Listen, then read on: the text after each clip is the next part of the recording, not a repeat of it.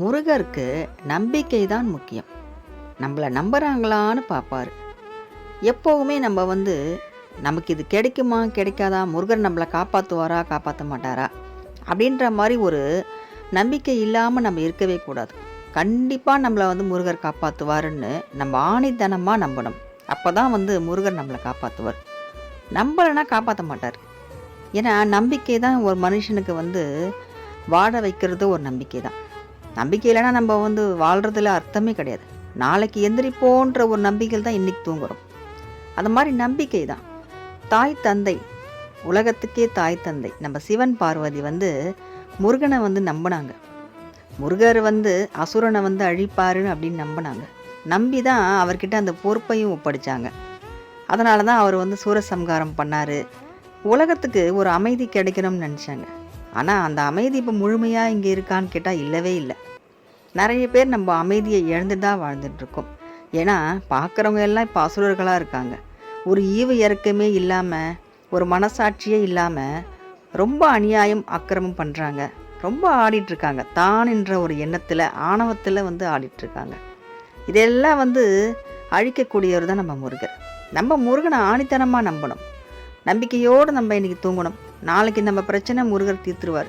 அது எவ்வளோ பெரிய பிரச்சனை வேணாலும் இருக்கட்டும். இப்போ சனி பெயர்ச்சி ஆகியிருக்காரு. ஒருத்தருக்கும் ஒரு கிரக நிலை எப்படியெல்லாம் மாறும்னே சொல்ல முடியாது. சில பேருக்கு நிறைய பிரச்சனைகள் வரும்.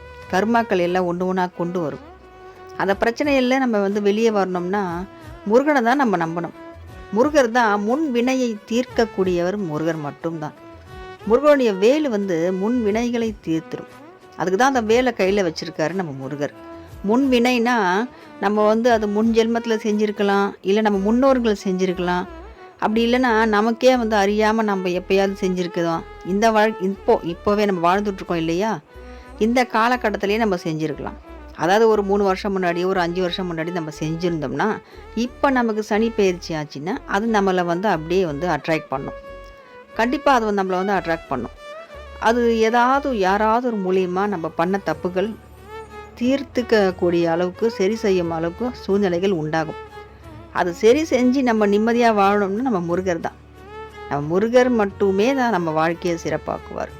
நம்பிக்கை வேணும். நம்ம நம்பிக்கையோடு முருகர் பார்த்துப்பாரு அப்படின்னு விட்டுடணும்.